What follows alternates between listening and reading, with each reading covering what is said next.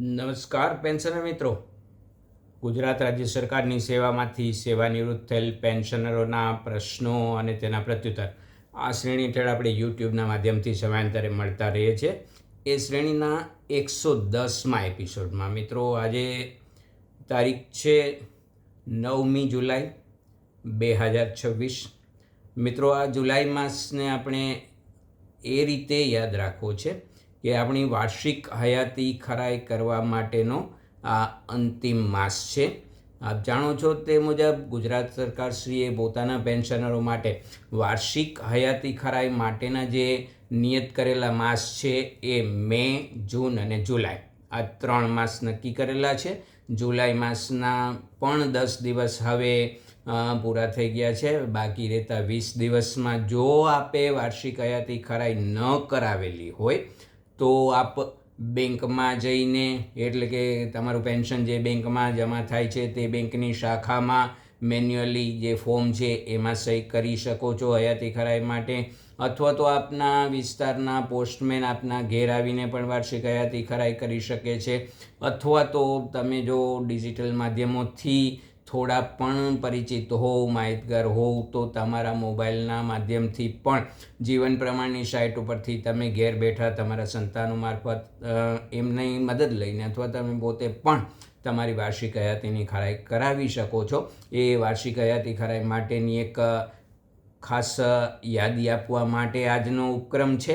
એનાથી પણ વિશેષ જે ઉપક્રમ છે એ એવો છે કે આપણે જો કુટુંબ પેન્શન મેળવતા હોઈએ, આ કુટુંબ પેન્શન મેળવવા માટે થોડી આટલી જાણકારી બરાબર સમજી લેવી છે મિત્રો. તમારા પતિ અથવા પત્ની ગુજરાત સરકારની સેવામાં હતા અને એમના અવસાન બાદ તમને પેન્શન મળે છે તો તમારું જે સ્ટેટસ છે એ કુટુંબ પેન્શનર તરીકેનું હોય. આ એક. બીજી વાત, એવા સંતાનો કે જેમના માતા અથવા પિતા સરકારી સેવામાં હતા અને હવે એ માતા અથવા પિતા હયાત નથી અને એમના સંતાનોની જે પાત્રતા હોય એ મુજબ સંતાનોને જો કુટુંબ પેન્શન મળતું હોય તો એવા કુટુંબ પેન્શન મેળવતા સંતાનો. ત્રીજા, એવા સરકારી કર્મચારીના માતા અથવા પિતા કે જેમના સંતાનો સરકારી સેવામાં હતા અને હવે નથી અને એમનું કુટુંબ પેન્શન એમના માતા અથવા પિતાને મળે છે.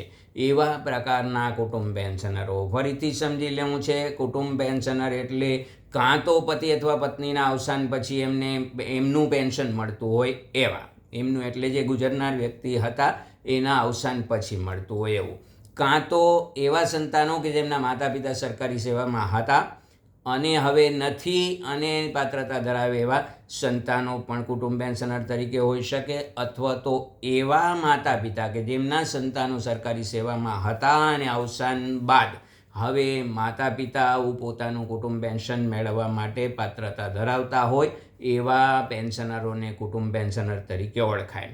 બીજી વાત, ઘણા કિસ્સામાં એવું બને છે કે એવા પતિ અથવા પત્ની કે જે બંને સરકારી સેવામાં હતા, પતિ અને પત્ની બંને, એક વ્યક્તિના અવસાન પછી, ઉદાહરણ તરીકે કોઈ એક પુરુષ કર્મચારી હતા, એના અવસાન પછી એમના પત્ની સ્ત્રી કુટુંબ પેન્શનર છે અને આ પત્ની પણ પોતે સરકારી સેવામાં હતા અને પોતાનું નિવૃત્તિ બાદ પોતાનું પેન્શન પણ મેળવે છે. એવી રીતે 2 પેન્શન મેળવે છે, પોતાનું પેન્શન અને પોતાના આપ્તજનના અવસાન બાદ મળતું કુટુંબ પેન્શન. એવી રીતે 2 પેન્શન મેળવતા વ્યક્તિ, પરંતુ ટૂંકમાં જે કુટુંબ પેન્શન મેળવે છે એવા કુટુંબ પેન્શનરોએ પોતાની વાર્ષિક હયાતી ખરાઈ કરાવી લીધા હોવા છતાં પણ નીચે દર્શાવેલ વિગતે એમને તિજોરી અધિકારી સમક્ષ નિયત કરાયેલા, નક્કી કરેલા પ્રમાણપત્રો આ જુલાઈ માસમાં જ આપી દેવાના છે કે જેથી કરીને તિજોરી અધિકારી એમની વાર્ષિક હયાતી ખરાઈ માટેની ચકાસણી કરશે અને આ જે પ્રમાણપત્રો અલગથી મેળવેલા હશે એને આધારે તિજોરી અધિકારી એમનું ઓગસ્ટ માસનું પેન્શન પછી રિલીઝ કરશે જુલાઈ માસ સુધી. એટલે કે આ માસનું પેન્શન જે 1 ઓગસ્ટે જમા થશે એ તો થવાનું છે, પરંતુ જુલાઈ માસનું પેન્શન થઈ ગયા પછી ઓગસ્ટ માસનું પેન્શન જે 1 સપ્ટેમ્બરે જમા થાય એ પેન્શન રિલીઝ કરતાં પહેલાં તિજોરી અધિકારી કુટુંબ પેન્શનરો પાસેથી જે પ્રમાણપત્રો એમને નિયત નમૂનાના અને નિયમ અનુસાર મેળવવાના થાય છે તિજોરી અધિકારીએ, જે આ મુજબ છે. આપણે વ્યક્તિગત એક પ્રકારના જે કુટુંબ પેન્શનર છે એ અંગેની આપણે માહિતી મેળવીએ. તો મિત્રો, કુટુંબ પેન્શન અંગેના જે કંઈ ગુજરાત સરકારશ્રીને સંબંધ છે ત્યાં સુધીના નિયમો, ગુજરાત મુલ્કી સેવા પેન્શનના નિયમો, ગુજરાત મુલ્કી સેવા પેન્શનના નિયમો 2002ના પ્રકરણ 10 કે જે કુટુંબ પેન્શનના સંદર્ભમાં છે, આ પ્રકરણ 10ના નિયમ 87 થી 95માં વિવિધ પ્રકારના કુટુંબ પેન્શનર માટેની પાત્રતા અને એમને રજૂ કરવાના થતા પ્રમાણપત્રો અંગેની માહિતી નિયમો આમાં છે. એ નિયમોને આધારે આપણે આવા પ્રમાણપત્રો રજૂ કરવાના છે. મિત્રો, ફરીથી સમજી લો, એવા જ કુટુંબ પેન્શનરો જે પોતાના આપ્તજનના અવસાન પછી પોતે કુટુંબ પેન્શન મેળવે છે એવા લોકોએ જ આ ખાસ પ્રમાણપત્રો રજૂ કરવાના છે. બાકીના જે પોતે નોકરી કરતા હતા, પોતાની સરકારી સેવામાંથી નિવૃત્ત થઈ ગયા અને જીવે છે અને પોતાનું પેન્શન મેળવે છે એવા લોકોને કોઈ આવા પ્રમાણપત્રોની આવશ્યકતા નથી. તો હવે એક જે પાત્રતા ધરાવનાર કુટુંબ પેન્શનર છે એમની જે રજૂ કરવાના થતા પ્રમાણપત્રો છે એના માટેની માહિતી અહીંયા આપણે રજૂ કરીએ. સૌથી પહેલાં પતિ અથવા પત્ની, એટલે કે જો પુરુષ કર્મચારીના અવસાન પછી એમના પત્નીને કુટુંબ પેન્શન મળતું હોય અથવા તો સ્ત્રી કર્મચારી અથવા પેન્શનરના અવસાન બાદ એના પતિને કુટુંબ પેન્શન મળતું હોય એવા પતિ અથવા પત્નીએ માત્ર ને માત્ર એક પ્રમાણપત્ર રજૂ કરવાનું છે, જેનું નામ છે પુનઃલગ્ન નહીં કર્યા અંગેનું પ્રમાણપત્ર. બરાબર સમજી લેવું છે. આ જે ગુજરાત મુલ્કી સેવા પેન્શનના નિયમો છે એમાં કરેલી જોગવાઈ અનુસાર જો વ્યક્તિ પોતાના અવસાન પછી એમના પતિ અથવા પત્નીને કુટુંબ પેન્શન મળે છે તો એવા કુટુંબ પેન્શનરોને જ્યાં સુધી પુનઃલગ્ન નહીં કરે ત્યાં સુધી એ કુટુંબ પેન્શનરને એવા પતિ અથવા પત્નીને આજીવન કુટુંબ પેન્શન મેળવવા માટેની પાત્રતા ધરાવે છે. પુનઃલગ્ન રીમેરેજ નહીં કરે ત્યાં સુધી. એટલે કે દર વર્ષે આવા કુટુંબ પેન્શનરે પતિ અથવા પત્નીએ જે કુટુંબ પેન્શન મેળવે છે એમણે પુનઃલગ્ન નહીં કર્યા અંગેનું નિયત નમૂનાનું પ્રમાણપત્ર, આ નિયત નમૂનો એટલે ફોર્મ નંબર 13 GTR ગુજરાત તિજોરી નિયમોના ફોર્મ નંબર 53 આ 53 નંબરનું પુનઃલગ્ન નહીં કર્યા અંગેનું નિયત નમૂનાનું પ્રમાણપત્ર આપવાનું થાય છે. આ ફોર્મ નંબર 53ની નકલ તમે કાં તો તમે અહીંયા ગુજરાત સરકારશ્રીની નાણાં વિભાગની સાઇટ ઉપરથી ડાઉનલોડ કરી શકો છો, અથવા તમારી નજીકની તિજોરી કચેરીમાંથી મેળવી શકો છો, અથવા મારા વોટ્સએપ નંબર છે 9824488667 ઉપર જો તમે મને મેસેજ કરશો તો હું એની PDF ફાઇલ જે બ્લેન્ક પુનઃલગ્ન નહીં કર્યા અંગેનું નિયત નંબરનું 53 નંબરનું જે પ્રમાણપત્રનું ફોર્મ છે એ હું મોકલી આપીશ. આ ફોર્મમાં માત્ર તમારે તમારા બેંકની વિગત, PPO નંબરની વિગત, શાખા અને ખાતા નંબરની વિગત લખવાની છે. પ્રમાણપત્ર એવું છે કે મેં ગત નાણાકીય વર્ષ એટલે કે જે 25-26નું નાણાકીય વર્ષ પૂરું થયેલું છે એમાં પુનઃલગ્ન નથી કરેલા એવું પ્રમાણપત્ર છે. એમાં કુટુંબ પેન્શનરની સહી છે અને આવા પ્રમાણપત્રને પ્રમાણિત કરવા માટે બરાબર સમજી લેવું છે. માત્ર કુટુંબ પેન્શનર માત્ર એમાં સહી કરી દેશે એનાથી તિજોરી અધિકારી આવું કુટુંબ પેન્શનરે રજૂ કરવાનું પ્રમાણપત્ર માન્ય નહીં રાખે. આ પ્રમાણપત્રને પ્રમાણિત કરવાનું છે. આ પ્રમાણિત કરવા માટે કાં તો કોઈ પણ રાજ્યપત્રિત અધિકારી એટલે કે ગેઝેટેડ ઓફિસર એમના સહી સિક્કા જોઈશે, અથવા તો બેંક મેનેજરના સહી સિક્કા ચાલશે, અથવા તો કોઈ પણ ચૂંટાયેલા ધારાસભ્યો, સંસદ સભ્યો અથવા તો ગ્રામ પંચાયત હોય તો એના સરપંચશ્રી એ પણ આવા પુનઃલગ્ન નહીં કર્યા અંગેના પ્રમાણપત્રમાં પ્રમાણિત કરવાની સત્તા ધરાવે છે. એ સિવાયના કોઈ પણ રાજ્યપત્રિત કેન્દ્ર સરકારના અધિકારીઓ તે પણ ચાલશે. પોસ્ટ ડિપાર્ટમેન્ટના કોઈ અધિકારી છે એ પણ એને પ્રમાણિત કરી દેશે તો પણ ચાલશે. નોટરી દ્વારા કરવામાં આવેલું સોગંદનામું એમાં માન્ય રાખવામાં નહીં આવે.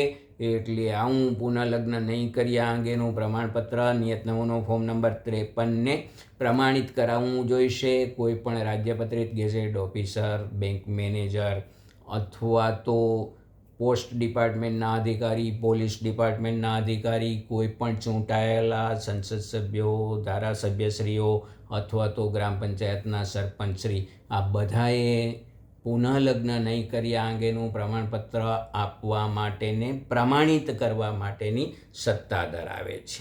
આ તકે એ બાબત ખાસ યાદ રાખવી છે કે બંને પ્રકારના કુટુંબ પેન્શનરો એટલે કે જો પુરુષ કર્મચારી પેન્શનર અવસાન પછી એના પત્નીને કુટુંબ પેન્શન મળતું હોય તો એવા, અથવા તો સ્ત્રી કુટુંબ પેન્શનર હોય અને એને અવસાન પછી એમના પતિને કુટુંબ પેન્શન મળતું હોય એવા કુટુંબ પેન્શનરોએ જે પ્રમાણપત્ર રજૂ કરવાનું છે એમાંથી સ્ત્રી કુટુંબ પેન્શનરો જો તેણીની ઉંમર 50 વર્ષ કરતાં વધારે હોય, બરાબર સમજી લેવું છે, કુટુંબ પેન્શન મેળવતા સ્ત્રી કુટુંબ પેન્શનરની પોતાની ઉંમર 50 વર્ષ કરતાં વધારે હશે તો એમને આવા પુનઃલગ્ન નહીં કર્યા અંગેના પ્રમાણપત્ર આપવામાંથી મુક્તિ આપવામાં આવેલી છે. ગુજરાત સરકારશ્રીએ નક્કી કરેલું નામદાર સર્વોચ્ચ અદાલતના આદેશ અનુસાર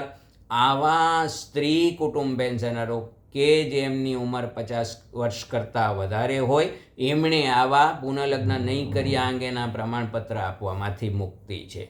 પરંતુ પુરુષ કુટુંબ પેન્શનર એટલે કે પોતાની પત્નીના અવસાન પછી પોતે પત્નીનું પેન્શન એટલે કે કુટુંબ પેન્શન મેળવે છે એવા લોકોએ આજીવન આવું પુનઃલગ્નનું નહીં કર્યા અંગેનું પ્રમાણપત્ર દર વર્ષે મે, જૂન, જુલાઈ 3માંથી કોઈ પણ એક માસમાં રજૂ કરી દેવાનું છે.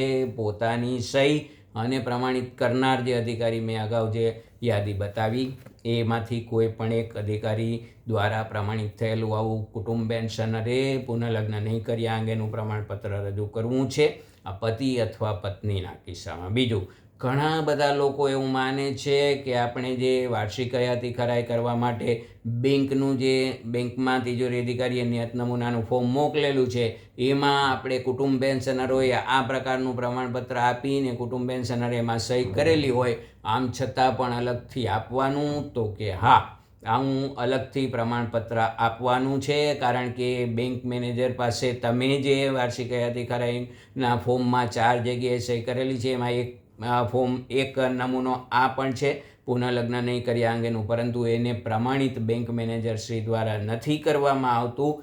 એટલે અલગથી આવું પ્રમાણપત્ર જુલાઈ માસના 31 તારીખ સુધીમાં જ રજૂ કરી દેવું છે.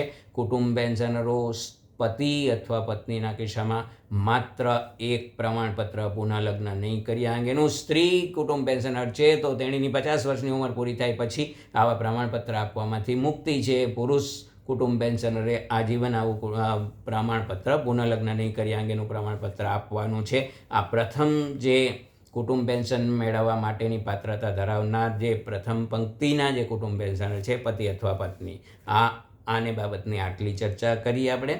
પછી બીજા નંબરે જે કુટુંબ પેન્શનર તરીકે પાત્રતા ધરાવે એવા સંતાનો એટલે કે પોતાના માતા અને પિતાના અવસાન પછી જે સંતાનો છે એમને કુટુંબ પેન્શન મળે છે.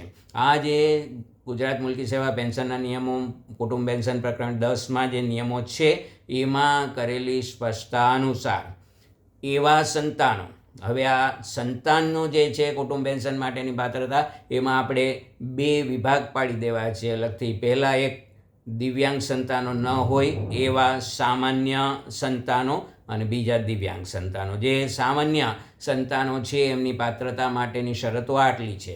આવા સંતાનોએ 25 વર્ષ કરતાં ઓછી ઉંમર હોય એવા લોકોને જ આવું કુટુંબ પેન્શન મેળવવા માટેની પાત્રતા ધરાવે છે. બીજું, આવા સંતાનોએ લગ્ન નહીં કરેલા હોવા જોઈએ. અને ત્રીજું, એમની આવક, નિયત જે આવક છે એની મળવાપાત્ર પેન્શનની આવક એના કરતાં વધતી નથી, એ પણ અન્ય આવક બીજી કોઈ નથી, એ અંગેનું પ્રમાણપત્ર, જે મતલબ કે આવી જે પાત્રતા ધરાવે છે. એક, ઉંમર 25 વર્ષ કરતાં ઓછી, બીજું અપરિણિત, અને ત્રીજું આવક એને પેન્શન સિવાયની બીજી એના જેટલી આવક નથી, એવી 3 પાત્રતા ધરાવતા હોય એવા સામાન્ય સંતાનો. એમને દર વર્ષે પોતાની વાર્ષિક હયાતી ખરાઈ ઉપરાંત આટલા પ્રમાણપત્રો આપવા છે. પહેલું, એમની આવક અંગેનું પ્રમાણપત્ર. આવક અંગેનું પ્રમાણપત્ર કેવી રીતે આપવાનું થશે? એમનું કુટુંબ પેન્શન મળેલું છે એટલે કે ગયા વર્ષ, એટલે કે જે 25-26નું નાણાકીય વર્ષ પૂરું થયું, આ 25-26ના નાણાકીય વર્ષમાં જે પેન્શનની આવક હતી, આ પેન્શનની આવક જેટલું એને પ્રમાણપત્ર તિજોરી કચેરીમાં રજૂ કરશે, કારણ કે નિયમ એવો છે એમને મળતી પેન્શનની રકમ ઉપરાંતની બીજી આવક પેન્શન કરતાં વધારે નથી એવું પ્રમાણપત્ર આપવાનું છે. એટલે આવું પ્રમાણપત્ર, આવકનું પ્રમાણપત્ર કોણ આપી શકશે? તો જો શહેરી કક્ષા હશે તો ત્યાં મામલતદાર, તાલુકા કક્ષાએ તાલુકા વિકાસ અધિકારી, અથવા તો ત્યાં પણ મામલતદાર હોય એવું આ કુટુંબ પેન્શનર મેળવતા સંતાનો છે એમને આવકનું પ્રમાણપત્ર દર વર્ષે રજૂ કરવાનું છે. આવું પ્રમાણપત્ર મેળવવા માટે આવા સંતાનોએ પોતાની ગયા વર્ષની આવકનું પ્રમાણપત્ર તિજોરી અધિકારી પાસેથી, આવકનું નથી પરંતુ એ મળેલી પેન્શનનું એક સ્ટેટમેન્ટ છે, આવું સ્ટેટમેન્ટ તિજોરી કચેરી ખાતેથી મેળવી આ પ્રમાણપત્ર લઈને નજીકની મામલતદાર કચેરીમાં જઈ અને ત્યાંથી પોતાની 25-26ના વર્ષની આવક આટલી છે એવું પ્રમાણપત્ર કઢાવીને તિજોરી કચેરીમાં રજૂ કરવાનું છે. એટલે જે પોતાનું ગયા વર્ષનું પેન્શન મળેલું છે એ આવકનું જે સ્ટેટમેન્ટ છે તિજોરી કચેરીમાંથી મેળવી લેવું. જો તિજોરી કચેરીમાંથી ન મેળવવું હોય તો તમે ઘેર બેઠા પણ ગુજરાત સરકારશ્રીની નાણાં વિભાગની જે સાયબર ટ્રેઝરીની સાઇટ છે એમાંથી પેન્શન પોર્ટલ ખોલી અને તમારી આગલા વર્ષની જે આવકનું પ્રમાણપત્ર એમાંથી કાઢી, આવકનું પેન્શનનું સ્ટેટમેન્ટ છે કાઢી અને મામલતદાર કચેરીમાં જશો એટલે મામલતદાર તમને જે પેન્શનની આવક મળેલી છે એટલી રકમનું તમને આવકનું પ્રમાણપત્ર આપશે. અને આવું પ્રમાણપત્ર તમારે તિજોરી કચેરીમાં આ મે, જૂન, જુલાઈ, હવે જુલાઈ માસ છેલ્લો છે ત્યારે તમારે આવું આવકનું પ્રમાણપત્ર સંતાનોએ રજૂ કરવાનું છે. એટલે જે દિવ્યાંગ નથી એવા સંતાનોએ 2 પ્રમાણપત્રો. પહેલું, એમને આ આવક કેટલી છે, એટલે કે એને જે નિયમ એવો છે કે એને જે પેન્શનની આવક મળે છે એ સિવાયની આટલી આવક બીજી નથી, પેન્શન કરતાં વધતી નથી આવક, એવું પ્રમાણપત્ર એને આ મામલતદારમાંથી, આ તિજોરી કચેરીમાંથી મેળવેલા જે સ્ટેટમેન્ટને આધારે પ્રમાણપત્ર કાઢીને તિજોરી કચેરીમાં રજૂ કરવાનું છે. આ એક પ્રમાણપત્ર. બીજું, આવા સંતાનોની ઉંમર 25 વર્ષ કરતાં ઓછી હોવી જોઈએ. એ જે તે વખતે તિજોરી કચેરીમાં તમારું આ જે સંતાનોનું કુટુંબ પેન્શન ચાલુ થયું છે ત્યારે જ એની ઉંમરને આધારે નક્કી કરેલું છે કે આટલી ઉંમર થાય પછી એમને નથી ચૂકવવાનું, એટલે ઉંમરનો દર વર્ષે કંઈ રજૂ કરવા નથી. પરંતુ ત્રીજું અગત્યનું, કારણ કે સંતાનો જે અપરિણિત હોય એવા સંતાનોને જ કુટુંબ પેન્શન મળવા પાત્ર થાય છે. એટલે આવા સંતાનોએ ગત નાણાકીય વર્ષ એટલે કે 2025-26માં લગ્ન નથી કરેલા, બરાબર સમજો. જે અગાઉ વાત કરી આપણે કુટુંબ પેન્શનર માટે પતિ અથવા પત્ની, એ તો પોતાના પતિ અથવા પત્નીના અવસાન પછી લગ્ન કરેલા છે ત્યારે જ પતિ અથવા પત્ની હશે અને એમને પુનઃ લગ્ન નહીં કર્યા અંગેનું પ્રમાણપત્ર આપવાનું છે. જ્યારે આ સંતાનો કે જે પોતાના માતા પિતાના અવસાન બાદ અથવા માતા અથવા પિતા પાત્રતા નથી ધરાવતા અને સંતાનોને મળવાનું છે 25 વર્ષની ઉંમર ન થાય ત્યાં સુધી, એવા સંતાનોએ જો એમની નિયત કરેલી લગ્નની ઉંમર કરતાં વધારે એટલે કે 21 વર્ષ કરતાં વધારે ઉંમર ધરાવતા હોય આવા સંતાનો, તો એમણે લગ્ન નહીં કર્યા અંગેનું પ્રમાણપત્ર. આ લગ્ન નહીં કર્યા અંગેનું પ્રમાણપત્ર એટલે ગુજરાત તિજોરી નિયમોનું જે અગાઉ મેં વાત કરી નંબર 53 મુજબનું જે પુનઃલગ્ન નહીં કર્યા અંગેનું પ્રમાણપત્ર છે એમાં જ ઓબ્લિક કરીને પુનઃલગ્ન ઓબ્લિક લગ્ન એવું છે. એટલે પુનઃલગ્ન કાઢી અને લગ્ન નહીં કર્યા અંગેનું પ્રમાણપત્ર મેં અગાઉ સૂચના આપી તેવા અધિકારીઓ પાસે આવા સંતાનોએ પ્રમાણિત કરી. અને બીજું પ્રમાણપત્ર, પહેલું આવકનું પ્રમાણપત્ર મામલતદારમાંથી મેળવવું છે, બીજું આવું લગ્ન નહીં કર્યા અંગેનું પ્રમાણપત્ર, અને ઉંમરના આધાર માટે કંઈ રજૂ કરવાની જરૂર નથી. આવા 2 પ્રકારના પ્રમાણપત્રો જે સંતાનો છે અને પોતાનું કુટુંબ પેન્શન મેળવે છે એવા સંતાનો માટે. બીજો એવા સંતાનોનો વર્ગ છે કે જે દિવ્યાંગતા ધરાવે છે અને દિવ્યાંગ સંતાનોને પણ કુટુંબ પેન્શન મળે છે અને આવા દિવ્યાંગ સંતાનોને આજીવન કુટુંબ પેન્શન ચૂકવવામાં આવે છે. એટલે આવા જો દિવ્યાંગ સંતાનો હોય અને પોતાનું માતા પિતાના અવસાન પછી એમને આજીવન કુટુંબ પેન્શન મળતું હોય એવા દિવ્યાંગ સંતાનોએ આવકનું પ્રમાણપત્ર રજૂ કરવાનું છે. બરાબર સમજી લેજો. આવા દિવ્યાંગ સંતાનોને લગ્ન કરેલા હશે તો પણ પાત્રતા ધરાવશે. એટલે આવા દિવ્યાંગ સંતાનોએ લગ્ન નહીં કર્યા અંગેનું પ્રમાણપત્ર રજૂ કરવાની જરૂર નથી, પરંતુ આવકનું પ્રમાણપત્ર મેં અગાઉ જે સૂચના આપી તે મુજબ ગત નાણાકીય વર્ષનું જે પેન્શનનું સ્ટેટમેન્ટ છે, પત્રક છે, તિજોરી કચેરીમાંથી મેળવી આ પત્રક લઈ અને તમારે મામલતદાર, નજીકની મામલતદારશ્રીની કચેરીમાં જવાનું છે અને ત્યાંથી આવકનું પ્રમાણપત્ર મેળવવાનું છે. આવકનું પ્રમાણપત્ર મામલતદારશ્રી તમારા ગયા વર્ષની પેન્શનની જે આવક છે એને ધ્યાને લઈ અને કાઢી દેશે. એટલે પેન્શનની આવક માટેનું તમારું જે સ્ટેટમેન્ટ છે તિજોરી કચેરી ખાતે અથવા તો ઘરે બેઠા તમારા મોબાઈલના માધ્યમથી સાયબર ટ્રેઝરીમાંથી તમે આ પ્રમાણપત્ર કાઢી શકશો અને આ પ્રમાણપત્ર લઈને તમારે મામલતદાર કચેરીમાં જવાનું છે કે જેને આધારે તમને આવકનું પ્રમાણપત્ર આપશે. આવકનું પ્રમાણપત્ર તમારે તિજોરી કચેરીમાં રજૂ કરવાનું છે. આ સંતાનો માટે, દિવ્યાંગ સંતાનો માટે એક વધારાનું બીજું પ્રમાણપત્ર. આવા સંતાનોને દિવ્યાંગતાને કારણે કુટુંબ પેન્શન મળે છે, આજીવન કુટુંબ પેન્શન મેળવવા માટે પાત્રતા ધરાવે, પરંતુ આવા દિવ્યાંગ સંતાનોએ દર 3 વર્ષે, બરાબર સમજી લેવું છે, દર 3 વર્ષે પોતાની દિવ્યાંગતા ધરાવતા હોવા અંગેનું નિયત નમૂનાનું પ્રમાણપત્ર, નિયત નમૂનો એટલે સરકારશ્રીના આરોગ્ય અને પરિવાર કલ્યાણ વિભાગના ઓક્ટોબર 2022ના ઠરાવથી નક્કી કરેલું નિયત નમૂનાનું પ્રમાણપત્ર તૈયાર કરી જિલ્લાના સિવિલ હોસ્પિટલ, સરકારી હોસ્પિટલમાં એની જે પેનલ છે, એટલે કે જે આવી દિવ્યાંગતા ધરાવવા માટેના નિયત ડૉક્ટરો, પછી નિવાસી તબીબી અધિકારી એટલે આરએમઓ શ્રી અને જે સિવિલ હોસ્પિટલના મુખ્ય વડા છે, અધિક્ષક છે અથવા સિવિલ સર્જન શ્રી છે, એમની ત્રણેયની સંયુક્ત સહીવાળું આવું નિયત નમૂનાનું આ દિવ્યાંગતા ધરાવવા માટેનું પ્રમાણપત્ર, પરંતુ 3 વર્ષે આપવાનું છે. એટલે તિજોરી કચેરીમાં તમે જો અગાઉ 22-23ના વર્ષમાં આપેલું હોય, એ 22-23ના વર્ષમાં ઇસ્યુ થયેલું 23-24, 24-25 અને 25-26 આ 3 વર્ષ પૂરા થઈ ગયા હોય તો હવે તમારે આવું આ દિવ્યાંગતા માટેનું નિયત નમૂનાનું પ્રમાણપત્ર સિવિલ સર્જનશ્રી અને આરએમઓ શ્રી અને જે તે તબીબી અધિકારી છે એમના ત્રણેયની સંયુક્ત સહીથી નિયત નમૂનાનું જે પ્રમાણપત્ર છે એ તિજોરી કચેરીમાં રજૂ કરવાનું છે. આવા પ્રમાણપત્રનો નમૂનો પણ તમને તિજોરી કચેરીમાંથી મળી શકશે. અન્યથા આપ મારા મોબાઈલ ઉપર જો મને મેસેજ મોકલશો તો હું પણ આવું બ્લેન્ક પ્રમાણપત્રનો નમૂનો તમને પહોંચાડી શકીશ. તો આ દિવ્યાંગ સંતાનો માટે આટલું યાદ રાખવું છે.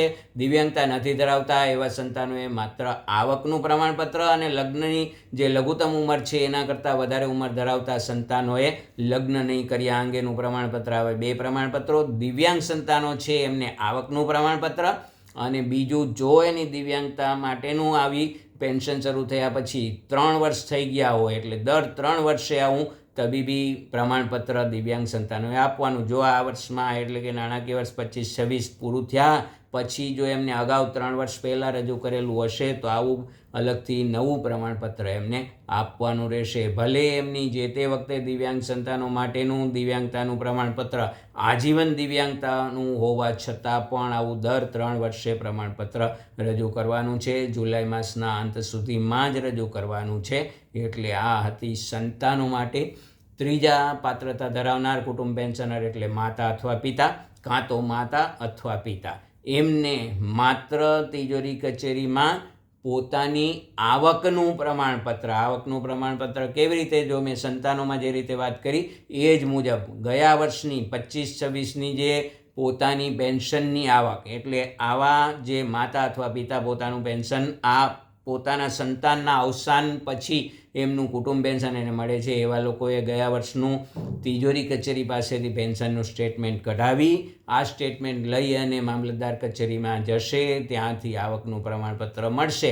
આ આવકનું પ્રમાણપત્ર તિજોરી કચેરીમાં આવા કુટુંબ પેન્શનરો જે માતા અથવા પિતા પોતાના સંતાનના અવસાન પછી કુટુંબ પેન્શન મેળવે છે એવા માતા અથવા પિતાને જેને પણ મળે છે એમણે આ એક પ્રમાણપત્ર, આવકનું પ્રમાણપત્ર આપવાનું છે. લગ્ન બાબતે અથવા તો દિવ્યાંગતા, એમની કોઈ દિવ્યાંગતા બાબતેનું નથી, પોતાના સંતાનોના અવસાન થવાથી એમને જે પાત્રતા ધરાવે છે એટલે એમને માતા પિતા તરીકે કુટુંબ પેન્શન મળે છે. કાં તો માતાને મળતું હોય અથવા તો પિતાને. એમાં ક્રમ એવો છે કે પહેલાં માતા જ્યાં સુધી પાત્રતા ધરાવે ત્યાં સુધી માતાને, પછી માતા પાત્રતા ન ધરાવે તો પિતાને આવું કુટુંબ પેન્શન મળે છે. તો આ હતા ત્રીજા પ્રકારના કુટુંબ પેન્શનર. આ ત્રણેય પ્રકારના કુટુંબ પેન્શનરોએ જો પતિ પત્ની છે તો પુનઃલગ્ન નહીં કર્યા અંગેનું પ્રમાણપત્ર, જો સંતાનો છે એમાંથી નોર્મલ સંતાનો છે તો એમને આવકનું પ્રમાણપત્ર અને લગ્ન નહીં કર્યા અંગેનું પ્રમાણપત્ર, જો દિવ્યાંગ સંતાનો છે તો એમને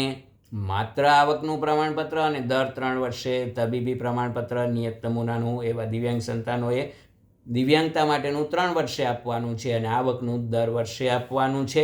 માતા અથવા પિતા કુટુંબ પેન્શન મેળવે છે તો એમને પોતાની ગત વર્ષની આવક પેન્શન કરતાં બીજી વધારાની એટલી આવક નથી એના પુરાવા રૂપે, એટલે કે પોતાની પેન્શનનું આવકનું સ્ટેટમેન્ટ લઈ અને મામલતદાર કચેરીમાં જશે.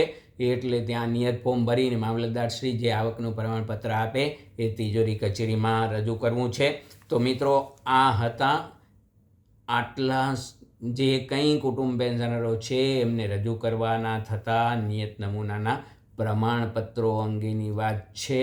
આ પ્રમાણપત્રો જુલાઈ માસમાં જ તમારે આપી દેવાના છે.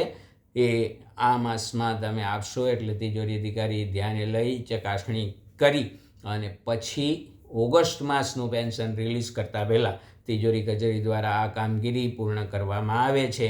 એટલે ખાસ કાળજી રાખવી. ઘણા બધા મિત્રો એવું માને છે કે મેં હયાતીની ખરાઈ કરાવી લીધી એટલે હવે બધા પ્રમાણપત્રો એમાં આવી જાય, એવું નથી. કુટુંબ પેન્શન મેળવતા કુટુંબ પેન્શનરોએ આ રીતે મેં જે વાત કરી એ મુજબના અલગથી પ્રમાણપત્રો તિજોરી કચેરીમાં મોકલવાના છે. મિત્રો, તો આટલી બાબત હતી કુટુંબ પેન્શનરોએ રજૂ કરવાના થતા પ્રમાણપત્રોની બાબતમાં.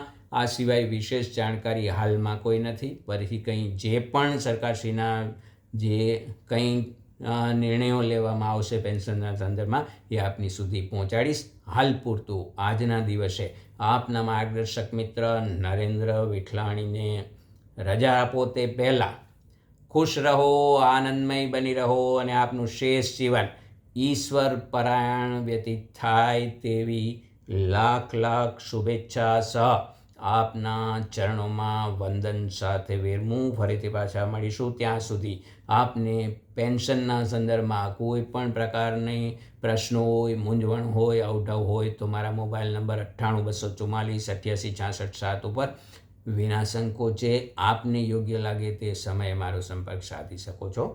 અસ્તુ.